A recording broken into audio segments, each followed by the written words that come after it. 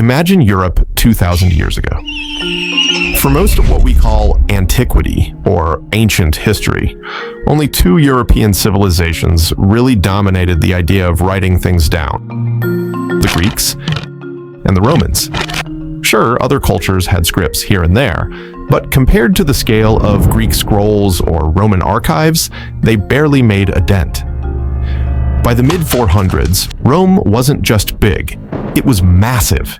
The empire stretched across nearly half of Europe's land and ruled close to 80% of its people. Outside its borders were the groups the Romans called barbarians, Germanic and Celtic tribes who lived in small rural communities. To the Romans, they looked rough, foreign, and, crucially, illiterate. Most of these tribes didn't have much use for writing. Their histories and laws lived in memory, passed down by word of mouth. The Scandinavians had their runes, letters scratched into wood, stone, or metal, but those were more like graffiti or memorial markers than long books or libraries. Writing was costly, few could read, and storytelling was simply cheaper and more reliable. But just as the 4th century drew to a close, all of this was about to change. Something was coming that would shatter Rome's dominance and redraw Europe's map forever. Around the 370s AD, a wave of nomadic horsemen surged into Europe, all the way from the far steppes of Central Asia, an arrival that seemed sudden and almost impossible. Driven west by climate change and wars on the steppe, they entered Europe with a speed and ferocity unknown to its tribes. These were the Huns. The Huns weren't farmers or city builders. They were warriors who lived on horseback.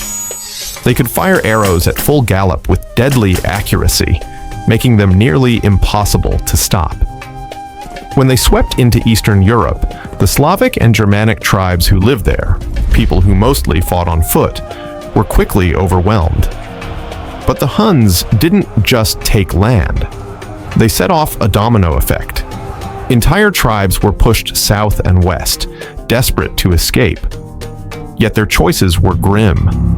Move east and run straight into the Huns again. Flee north into the harsh lands of the Norse, where farmland was scarce and enemies already waited. Or head south and west, straight into the borders of the Roman Empire. So, backed into a corner, these tribes had to make a difficult decision: face the unstoppable horsemen of the steppe, or crash headlong into the might of Rome.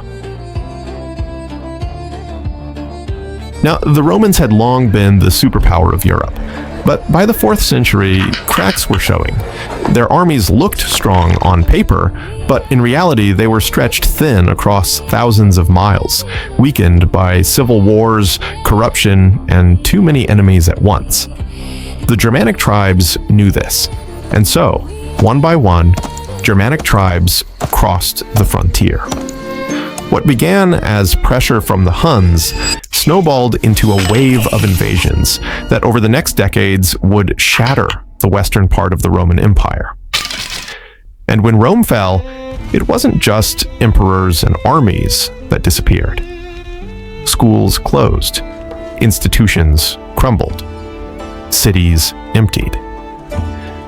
And most importantly, writing nearly disappeared. Secular knowledge, science, literature, everyday record-keeping, practically vanished from Western Europe for centuries. Yet literacy did not die out completely. One institution stepped in to keep it alive: the Church. Monks and priests would soon become the guardians of reading and writing. In fact, much of what we know of early medieval Europe today comes from what they recorded.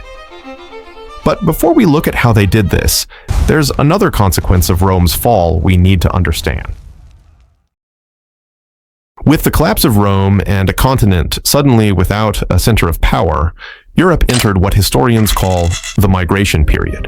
With power up for grabs, waves of tribes from Central and Eastern Europe moved restlessly across the continent, searching for security and fertile land. One big effect of this was in Scandinavia. While everyone else pushed south and west, the far north became more isolated. That meant the Norse tribes, ancestors of those we now call Vikings, were left undisturbed, giving them the space to grow. Over the next centuries, their populations expanded steadily, but Scandinavia's geography posed a problem. It was rich in forests and coastline, but poor in farmland.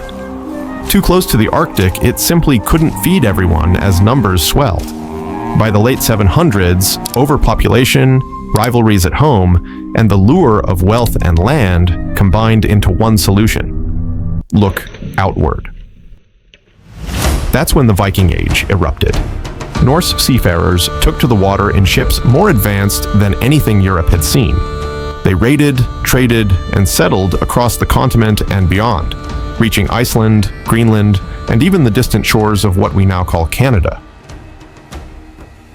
Now, back in Western Europe, the torch of literacy was kept burning through the Dark Ages almost solely by the church. For the clergy, reading and writing were essential tools for preserving, teaching, and, most importantly, spreading Christian doctrine. The Pope sent priests and missionaries far and wide, carrying not just the faith, but also parchment, ink, and the habit of writing itself. Wherever Christianity took root, writing followed, often entering lands where it had never existed before. The first people to receive these teachings were rulers, kings, chiefs, and local leaders. Their conversion mattered most, because once the ruler accepted Christianity, the people were expected to follow. Writing entered these royal courts as a tool of power, law, and religion. This pattern repeated in Scandinavia, but here it unfolded differently. When priests arrived in Norway, Denmark, and Sweden, literacy often stayed locked in the hands of kings and their courts. But in Iceland, things took a different turn, one that would eventually give rise to one of Europe's most remarkable literary traditions: the Icelandic sagas. Now, to understand Icelandic sagas, we first need to see how Norse settlers ended up in Iceland. Like much of Scandinavia, the push came from overpopulation and scarce farmland. But there was another factor too: politics.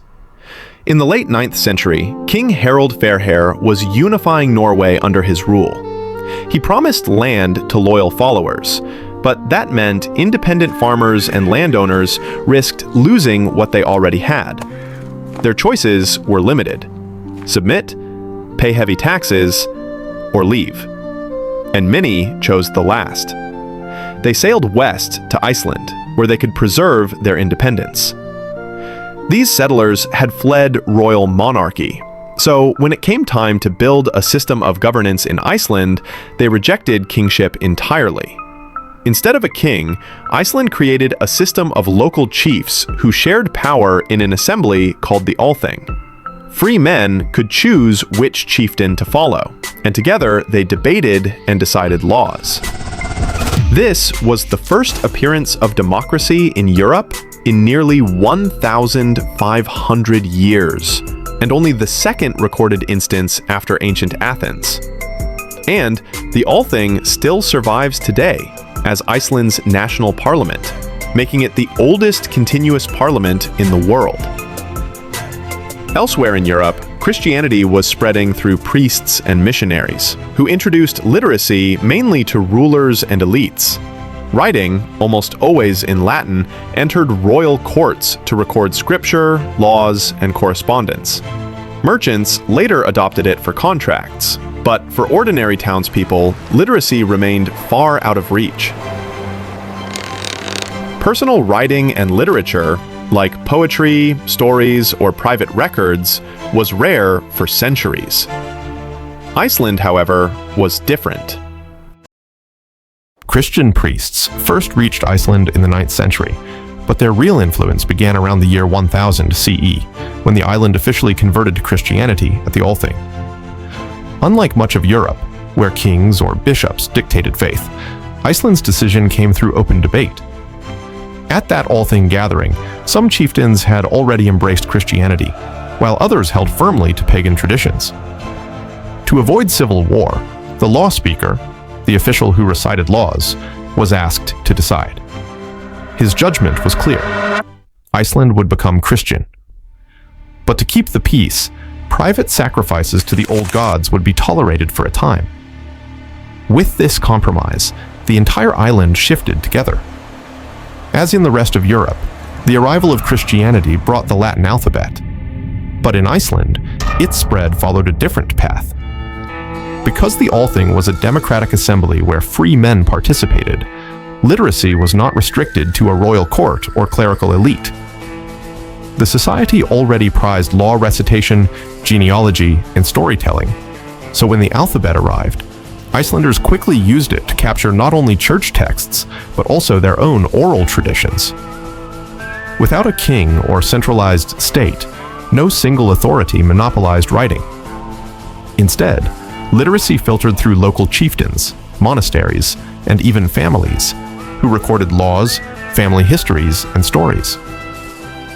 This made Iceland one of the first societies in medieval Europe where writing spread widely outside church control. And from that unusual mix, oral tradition meeting widespread literacy, came the sagas, texts that blended fact with storytelling, history with legend, creating one of the richest native literatures of the medieval world.